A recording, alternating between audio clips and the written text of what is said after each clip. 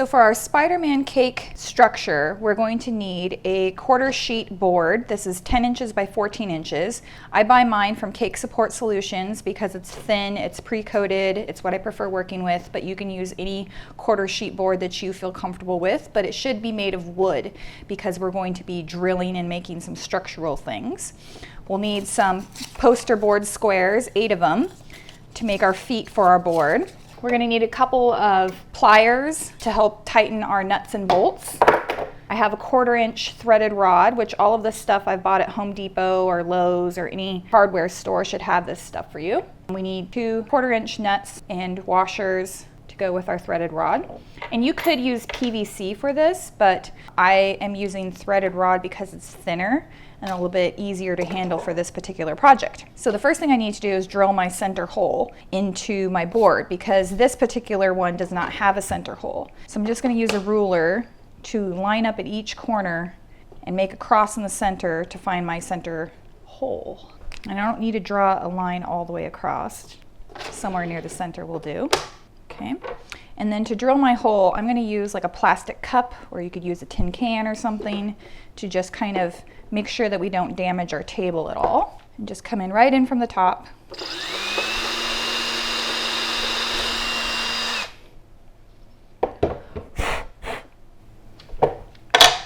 Need our 1/4 inch drill bit here.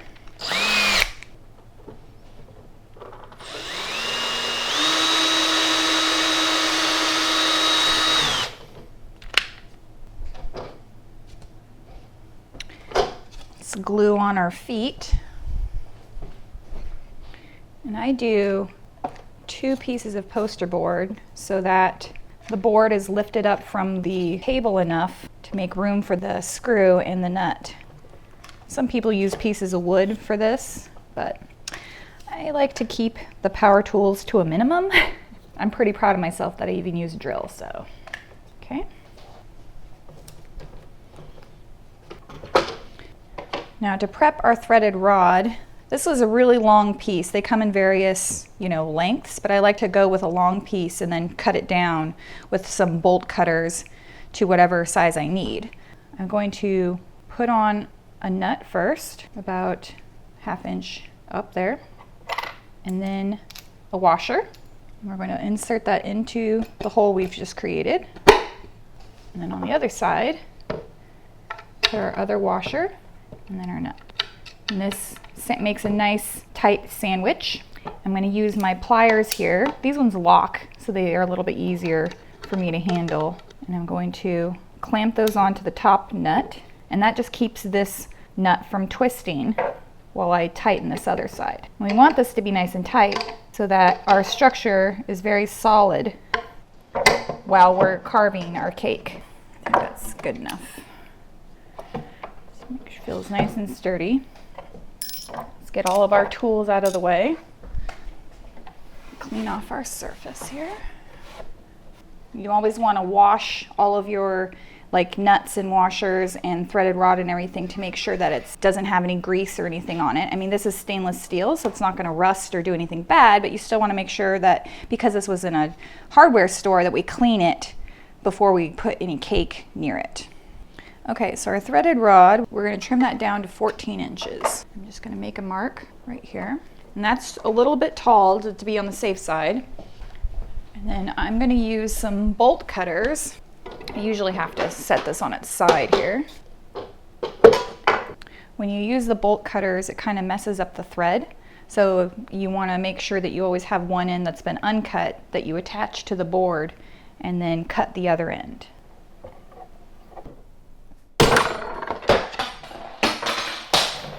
One of the things you can also do to create sort of a barrier between the threaded rod and the cake is you can use aluminum tape. They sell this in the duct aisle where they do all of the air conditioning ducts and stuff. And it is basically a tape that is made out of aluminum foil, and it has a sticky backing on it. So it's great for sort of covering a surface. It's also great for making like a aluminum foil structure. Make sure none of the sticky part is up.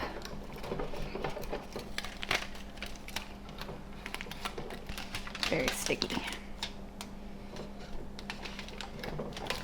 I'm not going to go all the way up because I need to make sure that I leave some of my thread exposed for the neck area. But this should be tall enough for the cake.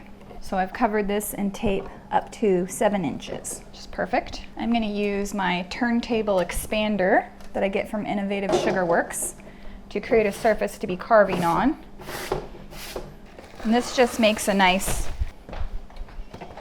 large surface that rotates, but it is also very secure because the table locks on to the turntable. So if you were to just place kind of like a flat piece of board on top of the turntable, it doesn't have anything locking it in place, so it can slide around. We're gonna put some plastic wrap over everything to catch our cake scraps. Put this here.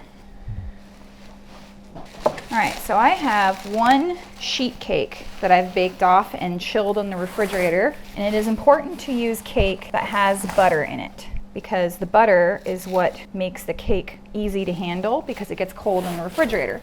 So if you were to just use like a box cake or something, that's too soft to be carving.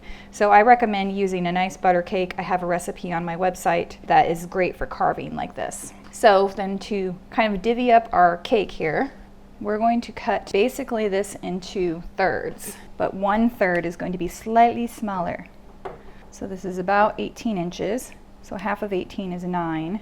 So if we do 7, 14, let's see, 6, and 12.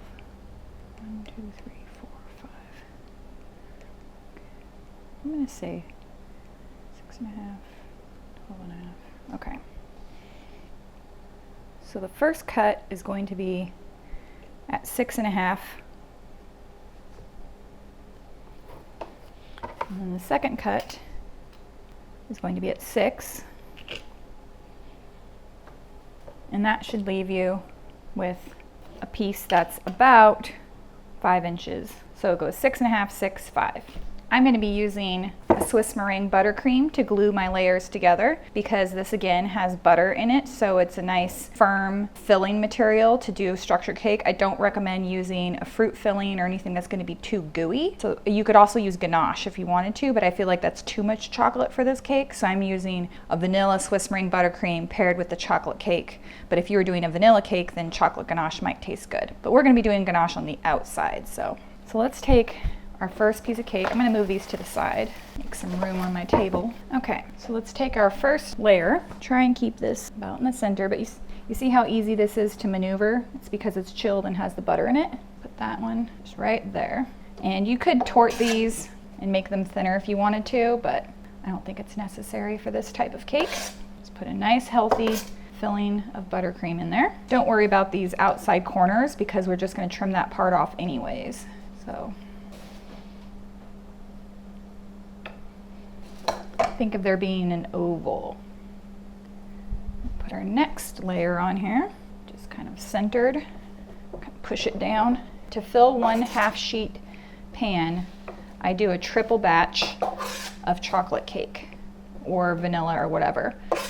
So you could do a triple batch of box cake mix or from scratch, but typically that will be enough. Try and keep your buttercream level. Last piece of cake goes right here. So we should have kind of like this stepped sort of look here. I'm right at 7 inches, so that's perfect. So now I want to start trimming this down into our arms and neck kind of shape. So this part basically is going to be the shoulders and going down into the neck area. So the first thing I want to do is, see if this is divided up into thirds like this, we're going to cut off at an angle this whole piece and do the same thing to the other side. And save these pieces of chocolate in a bowl to the side because you can use it for cake pops or stuff like that. Now front, this is the front of the cake, right about where, maybe an inch in front of your threaded rod, you're going to cut straight down. Well, not straight, at an angle like we did before, just like that. So it looks like this, and it's higher up in the top. We're just going to round this off a little bit. Okay? Now the front corners, here and here, we're going to cut the corner off. See, this is about where the corner of the second layer ends. Right about there, we're just going to cut down. And you know, it's always better to make smaller cuts because we can go off and cut more, do the same thing to the other side, but we can't put it back. So I'm try and explain to you each little cut. Now this, we're going to round this out more like the neck. Just cut that corner off. And this is going to be his sort of chest. So we're just going to bring this down into more of a natural slope.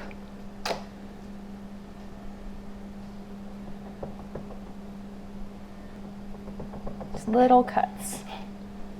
So you should have something that is this kind of shape right here.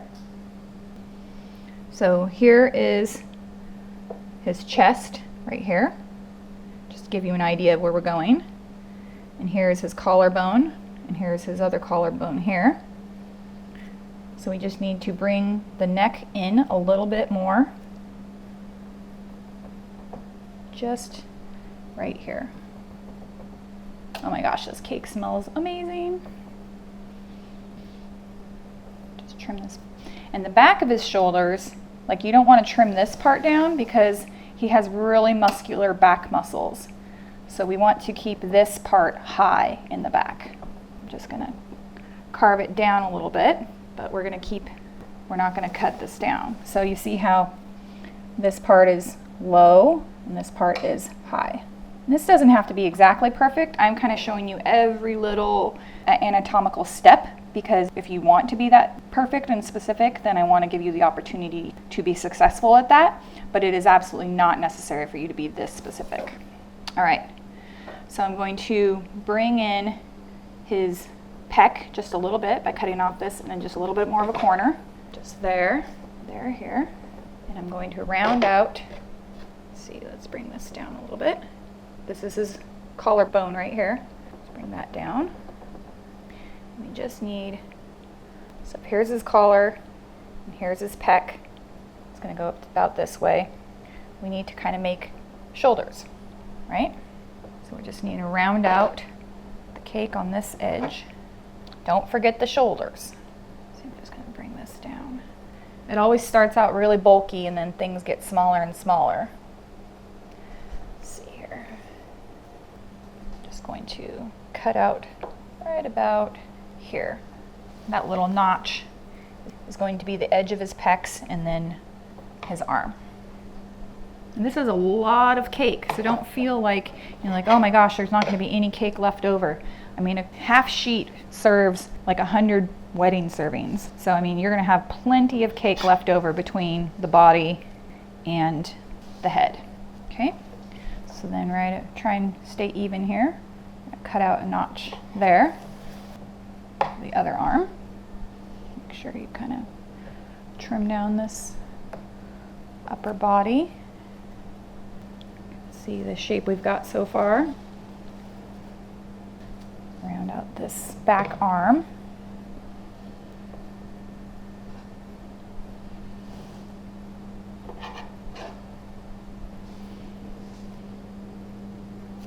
And then we just want to bring in this lower area just a tad, just like that. And this in just a tad. So we have the kind of this shape. Can you kind of see it coming together? Hollow out a little bit more of the neck. Let's not forget to make a little notch in the back for his back arm. Doesn't have to be deep. Kind of look in from the top so you can kind of see where the arms line up. Kind of round out the arms. This is exactly how I did my mermaid lady cake. This kind of process. Put a nice little notch right there in the back for the muscles, muscly back. Make sure the chest is not too rounded, otherwise it's going to look like he has breasts and not pecs. So make sure the top, this part is kind of flat. It's like this kind of shape. If you feel like you have cut any part of this too far, you can crumple up some of your cake scraps with some of your buttercream and make like a cake pop mixture, just like with some of your buttercream, and make a cake kind of clay putty. And you can use this to rebuild up parts that you might have cut off too much of. So I feel like his shoulders need to be kind of bulked up a little bit. So I'm going to take some of my cake scraps and mix it with some buttercream and bulk up his shoulders. Okay, so this is what the front cake should look like. You have this curve from the neck going down into the chest area, just like that. And then you see the shoulders are higher up. You got a nice gentle curve going down this way. We have a divot here to define the chest to the arms, and the same thing on the other side. And then on the back, we have a slight divot in the center for his back muscle and to define the back away from the arms on either side here and there. So that's where we should be at right now. And you can refer to the image that I sent you in the links handout that has kind of a picture of the anatomy to kind of help you understand what we're doing here. Okay, so now I have some cake pop mix, which I have taken some of our scraps that we've used to carve away and mixed it with some buttercream, and that's going to help me sort of build up some of the finer details, like the shoulder. You can kind of take, it's almost like an edible clay. We can kind of build up the shoulders so that they're a little bit more rounded. And again, it's very good to have buttercream for this that has real butter in it. I'm going to build up his shoulder muscle here a little bit. Very buff Spider-Man. There. And then I'm just going to kind of build up his back area here too. This part of his back is a little bit muscular. And that just goes right down onto his shoulders. Kind of extra definition for his back shoulder muscles. And this takes Spider-Man from being like the guy at the comic book convention who is pretending to be Spider-Man and actual Spider-Man who is buff. Okay, you see how we've kind of built up this sort of curve? No offense to comic book convention goers. There we go. And the more care and attention that you spend doing this part, the better your Spider-Man is going to look. And you can use this same technique to make like a Batman or a Hulk, just like make them more even bulkier and hulkier. Make sure we don't lose our shoulders while we do this. Don't want to make him so buff that he doesn't have any shoulders anymore. And then you just want to take kind of a thin piece and make a line. Just goes from the shoulder to about the middle of the chest, and this is going to be his collarbone. And you could do this out of a piece of fondant or a piece of modeling chocolate if you felt more comfortable doing it that way. Since I have my cake pop stuff right here, I'm just going to do it this way. And then, oops, I almost forgot his divot in the center for his pecs. Just like that. Like there just needs to be like a little piece right in there. I took too much out right there. And if you feel like this cake pops mix is sticking to your fingers really bad, just wet your fingers with a little bit of water and that will help. Put a little bicep here. Like I said, you don't have to go crazy with the muscles if you feel nervous about your understanding of anatomy. Just do as much as you want to. Trust me, the kids are gonna love it. We're just trying to get as much realism as possible and also as much edible as possible. This shoulder is way too big compared to the other shoulder. Keep looking at both sides, kind of compare, make sure we're even. Come back with a little bit of damp hands to kind of smooth everything out.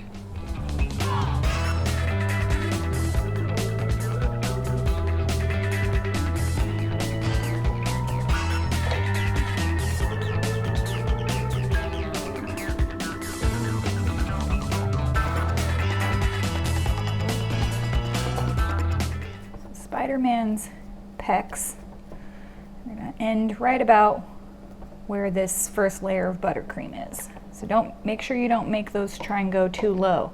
Just building these up, just a little bit more of our cake pop mixture. You don't got to build it up too much. Don't want them to get, like I said, don't want to give them breasts. That would be Spider Girl, which is not what we're making today. Just goes back towards the shoulder. It's not a square. It's kind of like a teardrop shape, like this. So that's what it should look like from the side. Not too rounded, but buff. Build up this part just a little bit. This kind of armpit area kind of bulks up a little bit. Bulk up this bicep a little bit more. Can never have too big of a muscle, in my opinion, for superhero cakes. Okay, I feel like that looks really good. Kind of clean up my board a little bit here. See what I'm doing. It's a nice thing about using these cake support solution boards is there's no fondant covering them, so you can carve right on the board. You don't have to worry about cleaning up the board when you're done. But okay, so to do the neck into the head, we need to do a couple things. First, we need to take some straws, about 3, and put one sort of to the front if you can. Put it in as far as it'll go, and then measure that off and trim it. Make 3 straws all the same size. And the reason we're doing this is because we're about to add some weight to this cake, and we need something to support it. So put that there, and we need a little round oval, basically. I'm just gonna cut that out of a spare cake board that I have. This is just gonna be enough, not too big, to support the neck area. Using scissors to do this, but you could use an X-Acto blade. This piece of cardboard should fit right on top of those straws, okay? Now we're gonna take some modeling chocolate, and we're using modeling chocolate because just this little small piece of cake is gonna be way too delicate. So we're just gonna get some nice modeling chocolate, and I buy mine from Sweet-tastic, but you can make your own if you want to. And I'm just gonna make a nice piece. Just doesn't have to be perfect right now. I just want this to be nice and stable, basically. And a word about modeling chocolate, if it's made properly, when you first start using it, it will be rock hard. And you want it to be hard because that's what makes modeling chocolate so stable. So nuke it in the microwave for about 10 seconds. Knead little pieces at a time in your hand until it's pliable, like Play-Doh, and then it is ready to go. I'm blending this neck area into the shoulders. It's not really going to be supporting it, but it's going to, you know, I'll fill in kind of the gaps with ganache and stuff, but okay. And this neck, to be proportionate from the cardboard up, should be about 2 inches. So our next piece of cardboard needs to be, I'm going to say 3.5 inches. So I just drew a circle that's about 3.5 inches. Just going to cut that out. This hole is not going to be in the center. This is the center. It's going to be slightly towards the front. Okay, so it should look about like that. So the other option, if you don't want to make the head out of cake, you can use a styrofoam cake dummy head. And this is, you know, a lot easier to, especially if you don't need like a lot of cake. This is a lot of cake, right? So what you would do, you want to protect our cake from any styrofoam bits. So I'm going to cover it with some plastic. And the front of his head should be almost straight up and down. So we just want us to go straight up and down and then tilt just a little bit, just like that. And it's going to be kind of back towards the back a little bit. And it would go on just like that. And then you would fill in the gap with the modeling chocolate, and basically his head is done because he doesn't have, you know, like a lot of, you know, definition. We would just build up the forehead a little bit here. But we're not going to do that for this. We're going to do cake. Put this on. For the cake of the head, I have 2 6-inch rounds and 1 5-inch dome cake. So I have 6-inch round, 6-inch round, 5-inch dome. And we're not going to need nearly all of this, but let's bring our buttercream back. Before we put on our cake, we want to wrap that piece of leftover threaded rod. I ended up not using a nut for this part because I was thinking this would be easier. We put on our 2 6-inch cakes. And this rounded piece, we want to just go slightly towards the back so it lines up with the back part of the head right here. And I have a little bit left over on the top, so I want to cut that off. Pretty short. I'm going to cut it pretty far down. We don't need much. This is hard for me at this angle, so you might need somebody to help you with more muscles. Oh, okay. Whew. Working out the arms. Not just like that. Okay. Let's visualize this as a dome, like an egg. But the very end of the egg is going to be made out of modeling chocolate. So following the curve of the top and carving down into an egg shape. This part, need to build up this part of his head a little bit. So I'm gonna grab my cake pop mixture. Just gonna build up this part of his forehead just a little bit. So it's that shape. We don't want it to be flat on top. Continue carving this down into our egg shape. Round out the back of the head.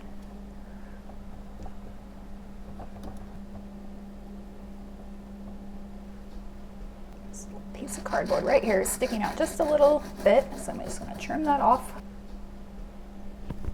The head is usually smaller than people think, you know, especially once you add on all the buttercream and the ganache and everything. You know, the head is much smaller. By the way, the size of that styrofoam egg is the 3 7/8 by 5 7/8 is the size of that styrofoam egg. So it's smaller than people realize. Make sure you get any pieces of cardboard that you saw off in this process.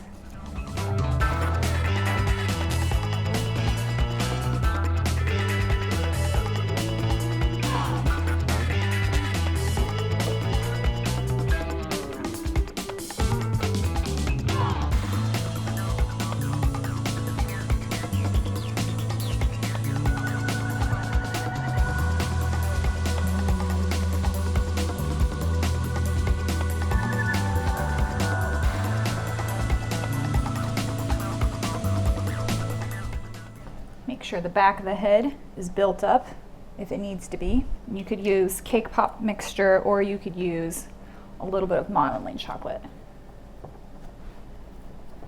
But it needs to be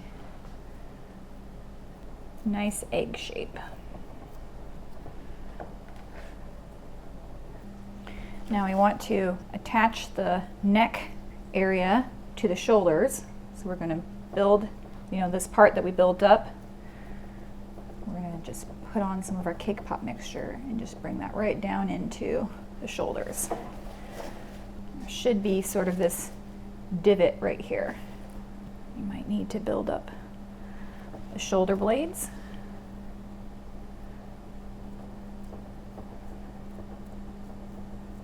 The shoulder blades are basically two kind of triangular shapes.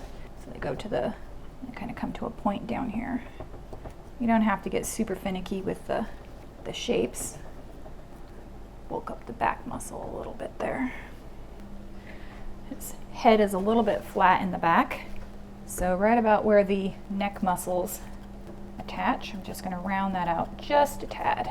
So it comes up and then is round. And I'm using cake pop mixture with ganache in it because it's a little bit stiffer. Try to resist the urge to make his head huge. His head should be about as wide as his neck when you're done. See? Looks proportionate. And then I'm going to just fill in just that spot right there.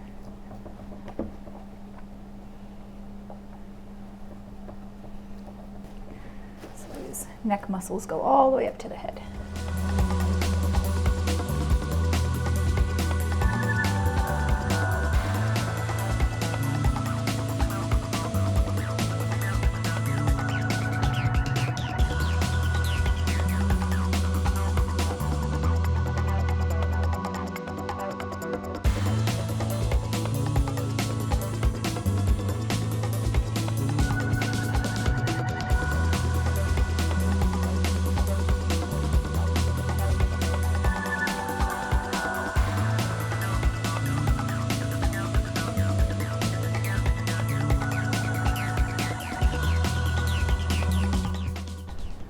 after you have the head shape where you want it to be, it should look like that.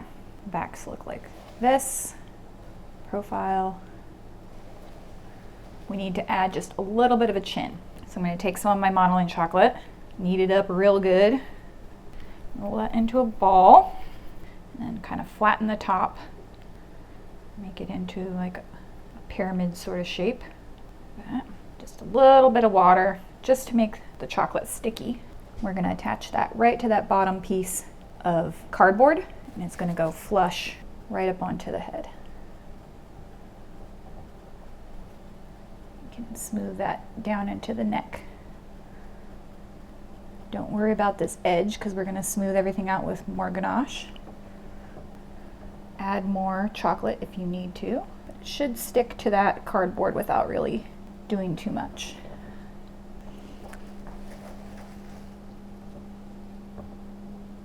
So now we have our completed egg sort of shape. Fill that with ganache. We have just a little piece of cardboard that I just want to make sure that comes out because I don't want any of that poking through the jaw area.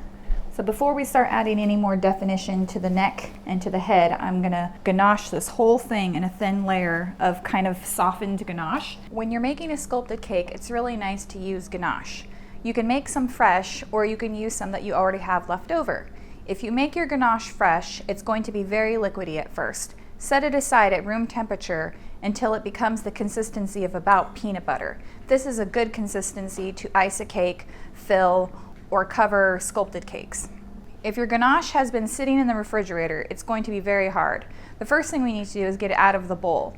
If it's in a microwave safe bowl, you can put it into the microwave for 20 to 30 seconds, and depending on how much ganache is in there, until it's softer. And then you can put it into a mixer with a paddle attachment and mix it until it is a nice creamy consistency like peanut butter. If it's not in a microwave safe bowl, you can put it over a double boiler until the outside edges are melted, and then transfer it to a microwave safe bowl and heat it for a few seconds until it's soft but not too liquidy, and then you can transfer it to your mixer with the paddle attachment until it's the consistency of peanut butter. You could also do this all by hand with a spatula. And I'm going to clean up all my crumbs, get it all good to go, so that we can do a nice thin coat over everything. Okay, so I have my ganache that I stuck in the microwave for about 20 seconds, so that it's real soft. I don't want it to be like totally melted, but pretty soupy. And this is just going to be for putting on a nice thin layer over everything. This would be kind of called a crumb coat. When we do our crumb coat, we want to use the liquidy ganache with a small spatula. This thin ganache is perfect for sealing in those crumbs. When we are putting on our second layer of ganache, or when you're building up certain elements like muscles or details, you want to use the consistency of ganache that's a little bit firmer than the peanut butter stage. If your ganache gets too hard, you can always pop it in the microwave for a few more seconds to make it soft again. Just go in 5-second increments because it's really easy to make it warmer, but it's not so easy to make it firm again.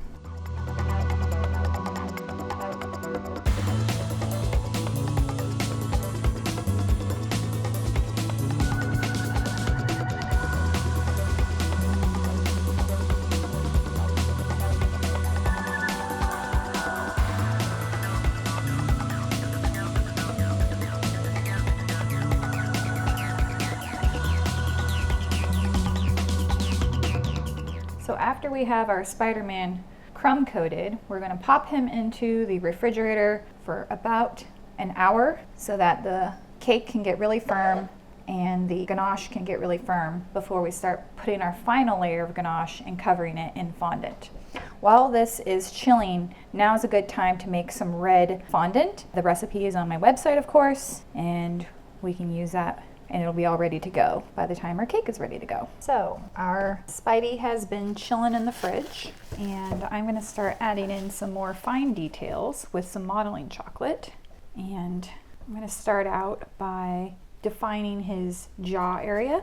Just going to take some modeling chocolate and just roll out a long skinny snake and just put that on the side of his jaw, just like that. And for smoothing out the modeling chocolate, I like to use one of these modeling tools. because it kind of stops your skin from getting too sticky.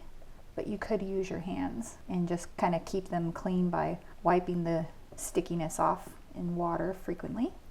I'm going to do the same thing to the other side.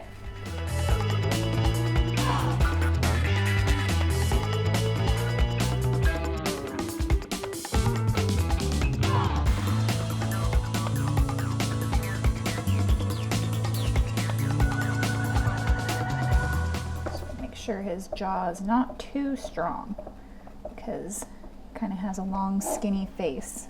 We don't want to give him like a Superman jaw.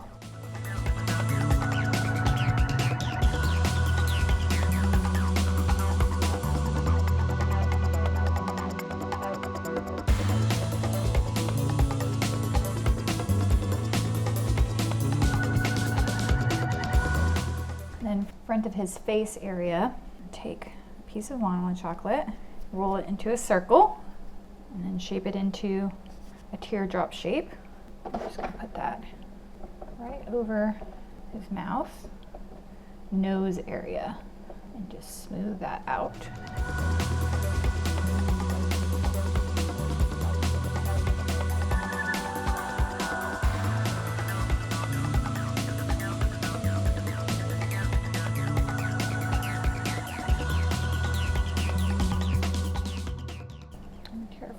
This area right here, some soft cake area. So it should just be kind of like a part that just barely sticks out for where the nose is. And then it should go kind of straight down.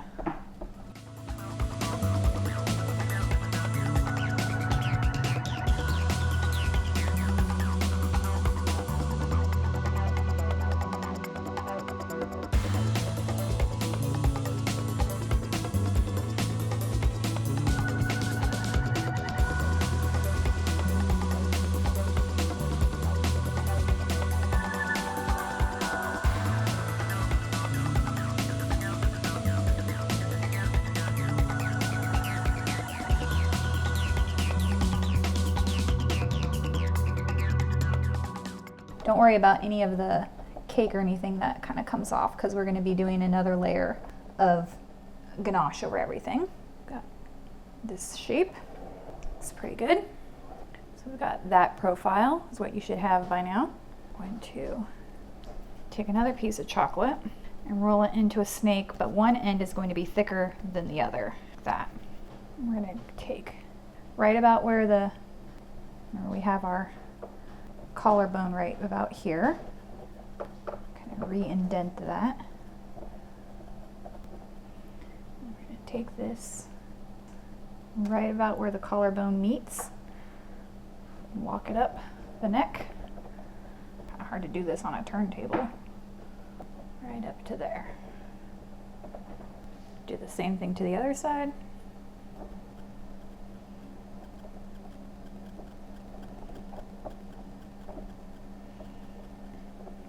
Push in this area right here.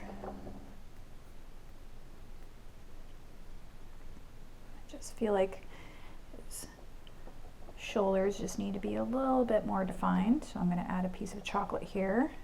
I'm going to add a piece to the back. And the way that shoulders work is there's three muscles. There's one on the side, one in the middle, and one behind.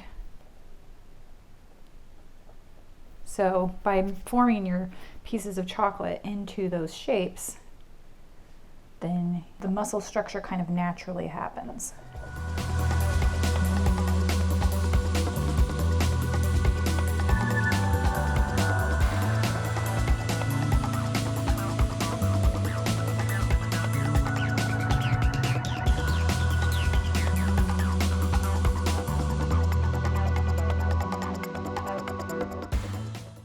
Feeling like these arms are just a little bit thick on the back after I'm kind of getting everything on here. So, even now it's okay to still be assessing your shape of your cake and making adjustments. Okay, so once our ganache is pretty much where we want it to be, this is what we've got going on. We still want to smooth out all these lumps and bumps. So with obviously very clean hands and nice hot water, you're going to go through and smooth everything out with your hands. And we can't really use a spatula for this because spatulas can't go into all these little, nooks and crannies.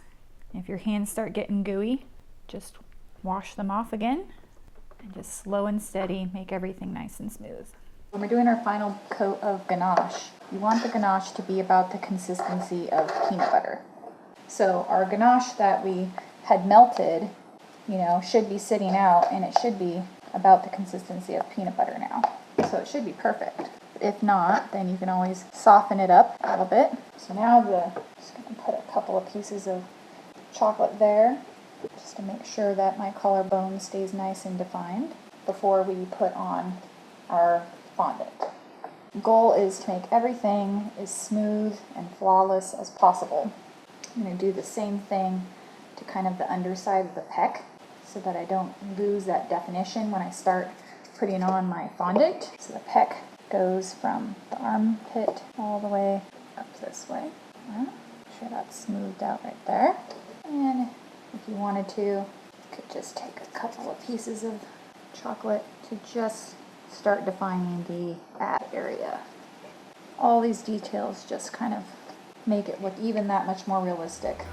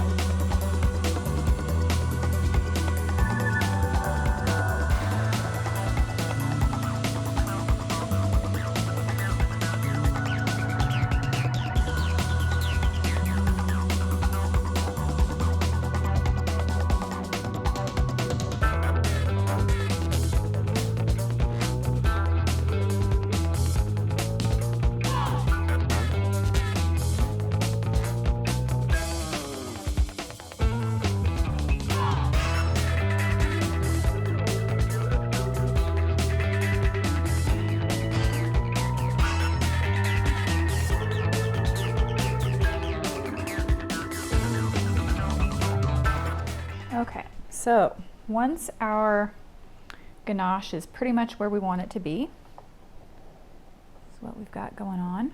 We still want to smooth out all these lumps and bumps.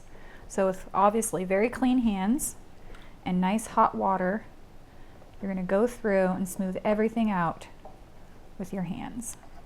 And we can't really use a spatula for this because spatulas can't go into all these little, nooks and crannies. If your hands start getting gooey, just wash them off again and just slow and steady make everything nice and smooth. Okay, so when you have the ganache where you want it to be and all of your details are where you want it to be, which could take you an hour or so, maybe two, depending on what your knowledge of anatomy is and, how fast you work. But the nice thing is the ganache is just like clay, and you can really kind of take your time and make everything look really cool. But then when you're done, you're going to want to put this back into the refrigerator to chill, preferably overnight, so that the whole thing gets really, really firm before we cover it in fondant.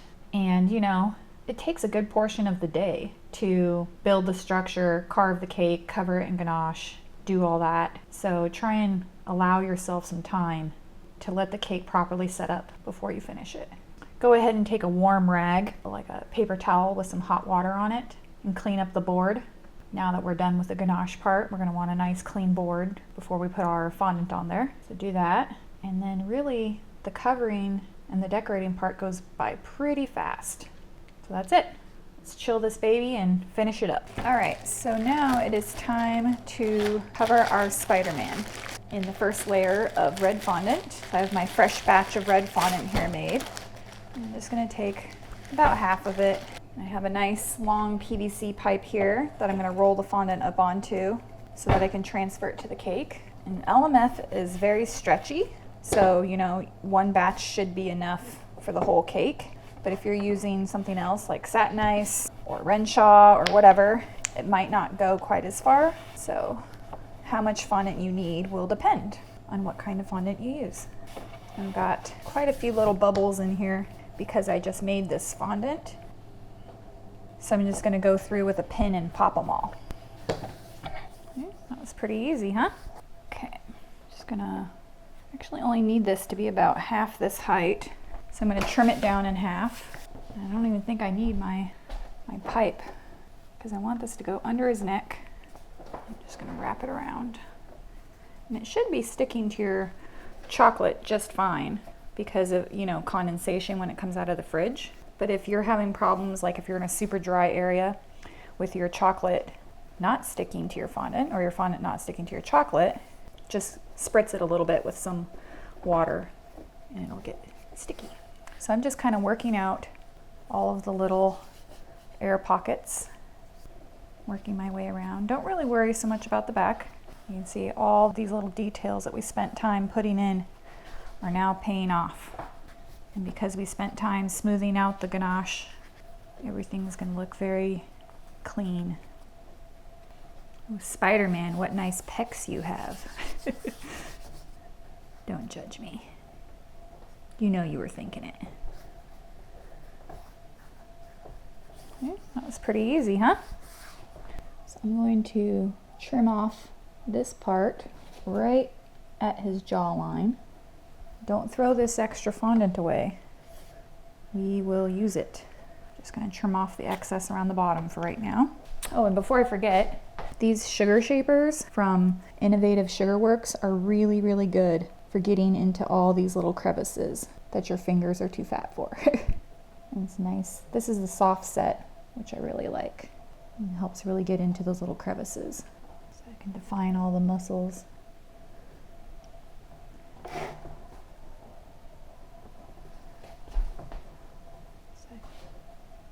You want to do this first while the fondant is still nice and soft.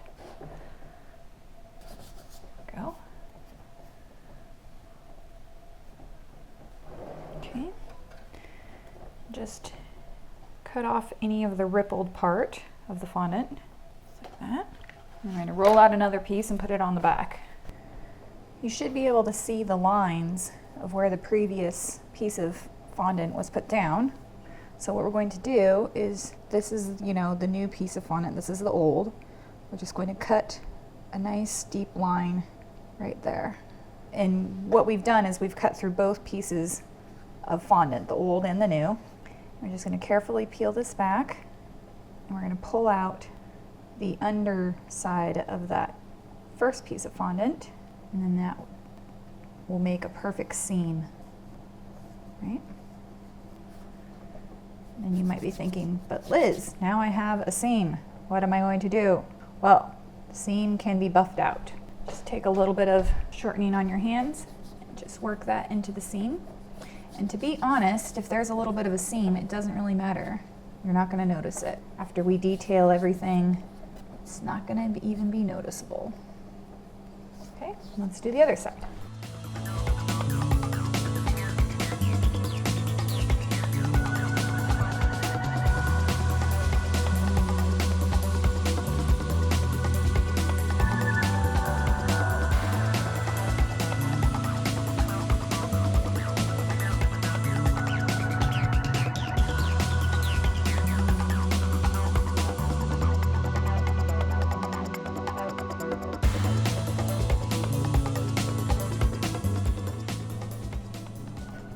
Okay, now we need to put a piece for the head. Okay, so for the face, we're gonna put our fondant on top and we're gonna gather kind of everything into the back. So starting off with the front, we're just gonna kind of pull things back as we work. Just working that down underneath the chin.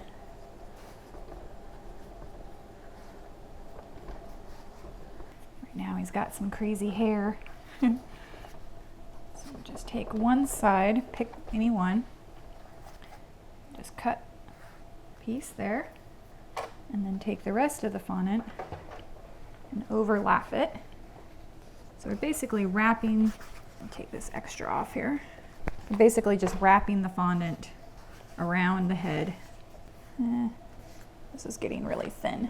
I think I'm gonna do what we did before. Just going to cut off this extra part here that's getting really thin. Just gonna kind of pick 2 spots. And then I'm just gonna put another piece over the top and trim it down like we did for the other piece. There you go. It's a little bit easier. Just like we did before. So cut a nice deep line. Remove the top piece. Just peel that back a little bit.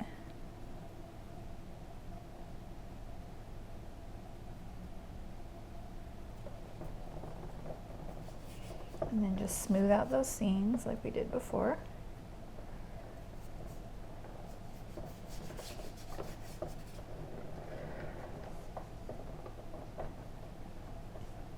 And then do the same thing under the neck. So remove all the excess. Oops. Of course, I've got one little piece I'm going to have to patch in there.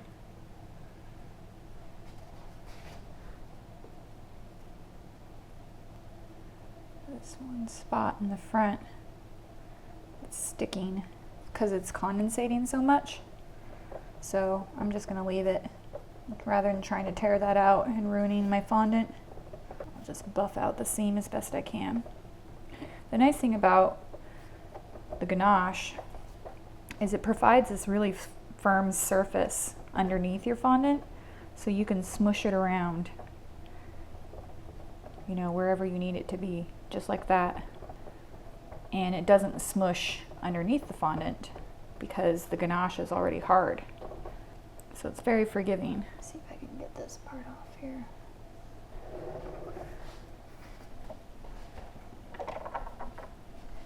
Go ahead and clean up the fondant around the bottoms of the board.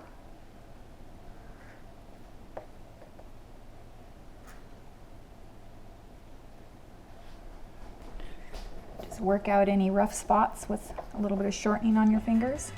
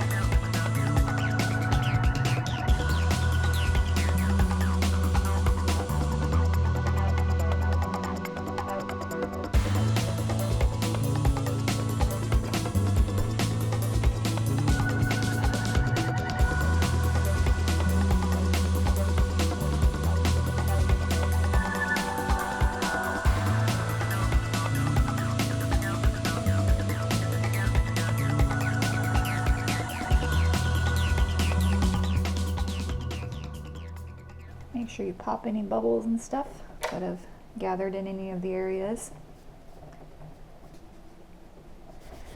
You can use a damp paper towel to clean up any of the rogue chocolate that might be around the edges, but you don't have to be too crazy because we're going to cover the board. Got to do some blue pieces on Spidey. I'm going to just take some of my blue fondant, and we're basically just going to piece together some of the areas just like we did with, you know, when we were covering the whole cake in red, but we're not going to peel off the back part because by now it's really stuck to the cake. So we're just going to take some shortening. We're just going to rub it on some of the areas where we need the blue to be. It'd be good if you don't have long nails for this. A little bit on the chest side area and his bicep and the back of his bicep and all the way across his lower back is all blue. And the reason we're covering it in shortening is so that it will stick but peel off easily. So first let's roll out a piece for the back. Just drape that over the back here. Just kind of gently press down. And you see where his deltoid is right here. So let's cut around the bottom first. Let's do that. That'll make it easier.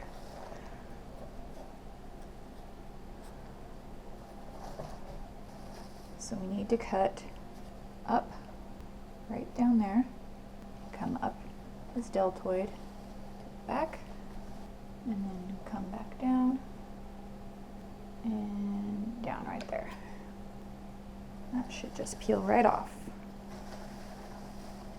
Okay? You can use just like a little tool to kind of define the back arm from the back. Any muscle lines that you want to put in. Just like that. We basically need a piece that goes from his bicep here and then very slightly over his pec and down. And then the same thing on the other side. So if we roll out a big circle, that should be enough for both sides. So I've got my big circle. I'm just gonna, well, it's not really a circle. Whatever.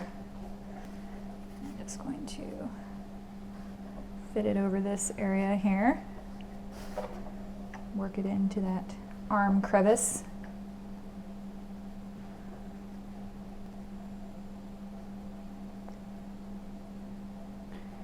And just right up the bicep, slightly over the pec.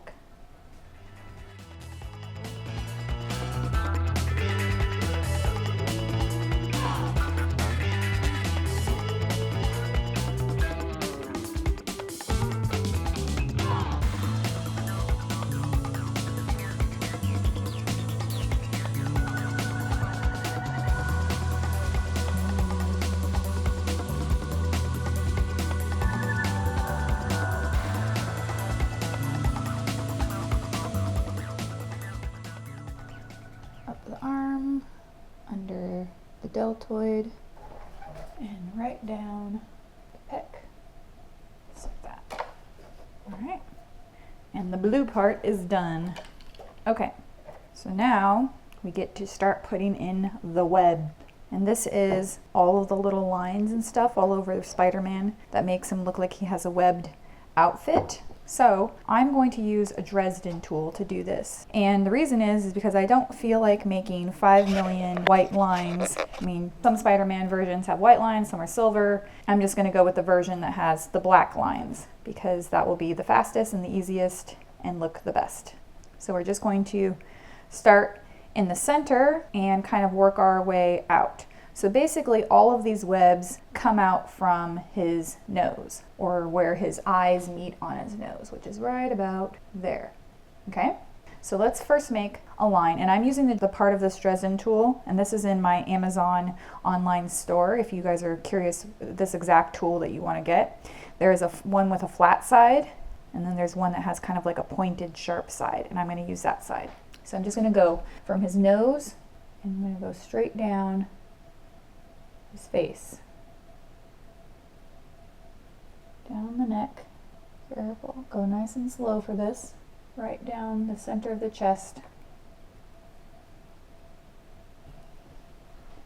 and then go up the head all the way down the back. Try and go slow and give even pressure.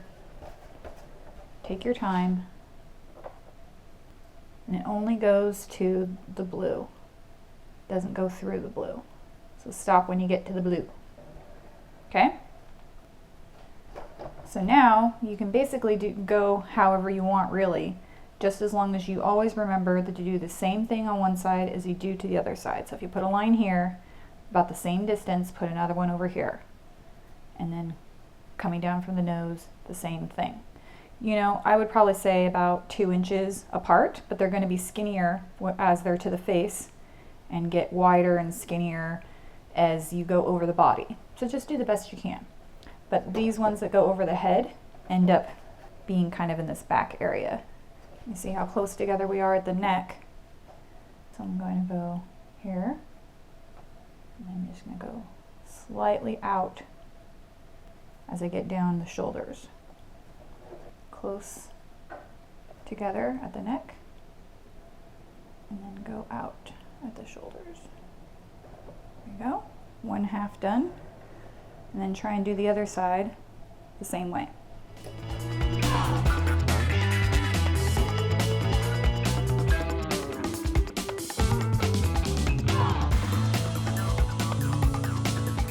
Okay, so once we have all of our lines on that are coming out from the nose area, we've got to put in the webbing part. And that is, you know, these shapes. So again, let's start right at the nose.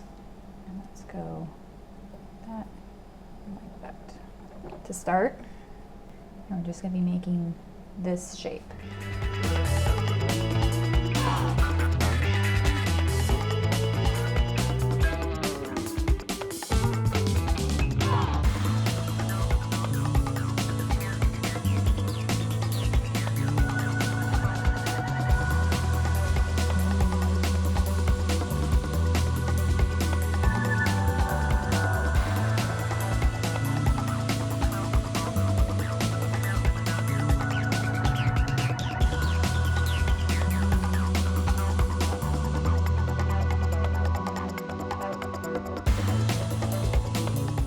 Easier if you go all the way around so that you make sure that all of the webs attach corner to corner and line up so that you don't accidentally, you know, get off in your measuring.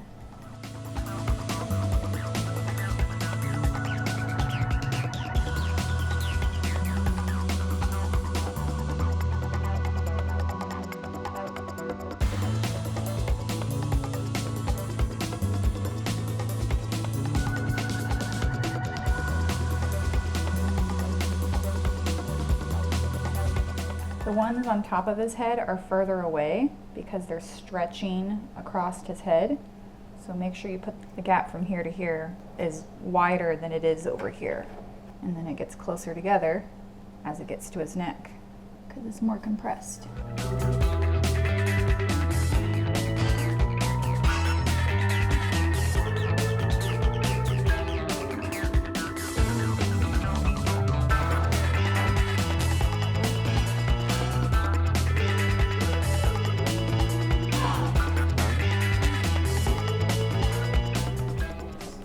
A little bit.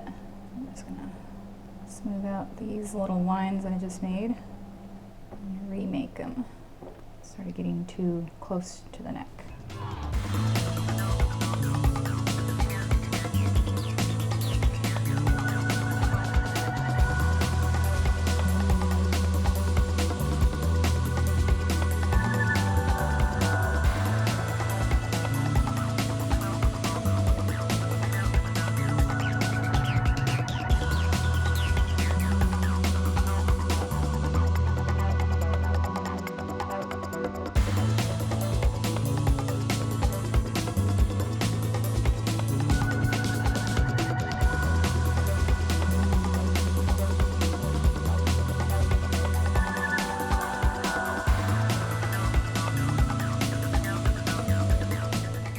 We've got our Spider-Man lines all completed.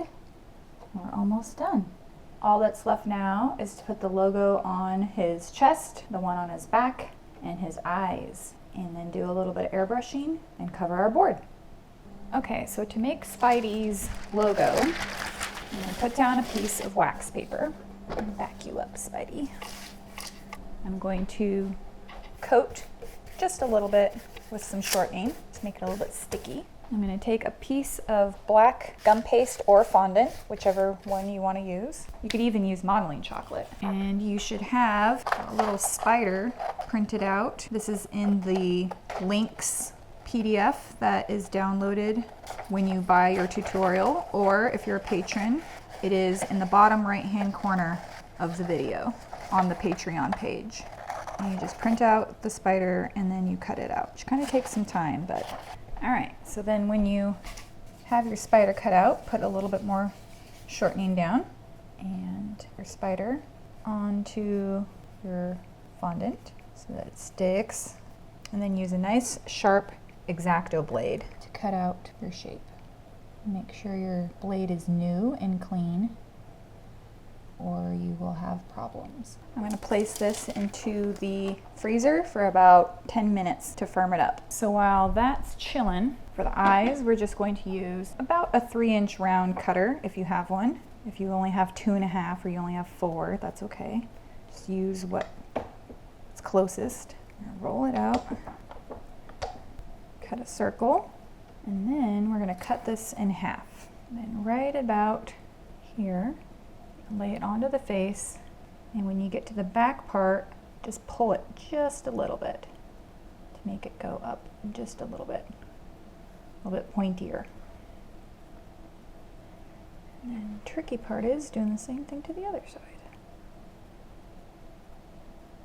And going back to our black fondant here, just going to cut a few fairly thin strips, about a 1/4 inch wide. You can use a ruler if you need to. Attach one to the top. Oops. Come on. Use some water to get this to stick if you need to.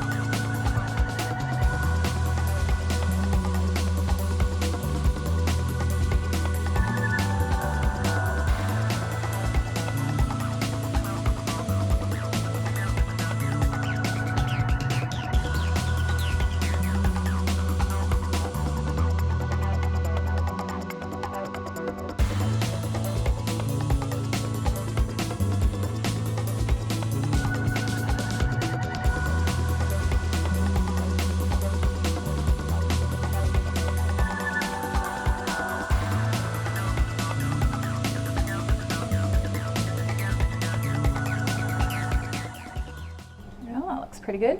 And then on the back of Spider-Man, he has kind of this weird, bug spider that we're not going to make much of, but we are going to make just a little bit of the shape right here to be accurate to traditional Spider-Man. A little bit of shortening, stick that right there. And I'm just going to freehand this because it's such a simple shape. Cut that off. It's basically no bubbles. It is a half circle and then a little triangle stick. Yeah, this is a little bit high right there. Make this even. That's about all I'm going to do for that. I don't want to get too detailed, but it's there. All right, let's go check on our logo. So our fondant's pretty firm now, so you should be able to take off your paper and take off, if you made nice clean cuts, you should be able to take off everything pretty easily. And because this is cold, you should be able to handle it okay. And then we can apply it to our chest. It goes just right where his pecs start. Well, to finish my board, you could roll out pieces of fondant and lay them onto the board and kind of, like wrap it around the base and cut where the edges meet and stuff like we did over his body. Because I have a pre-finished board. To finish him, all I'm going to do is roll out a long piece of black and just wrap it around the raw edge around the bottom. Just using a fondant smoother to kind of make sure that there's no finger bumps. Before I put this rope of fondant on, I am going to just do a couple little airbrushing details. So I'm going to set that aside. And this is optional. I'm using a Dinky Doodle airbrush. I've just got a little bit of black airbrush color, AmeriColor Super Black airbrush color. You don't have to do this, especially if you don't have an airbrush. He looks pretty awesome just how he is. And I'm not going to put too much on here, just enough to kind of add some definition in some areas.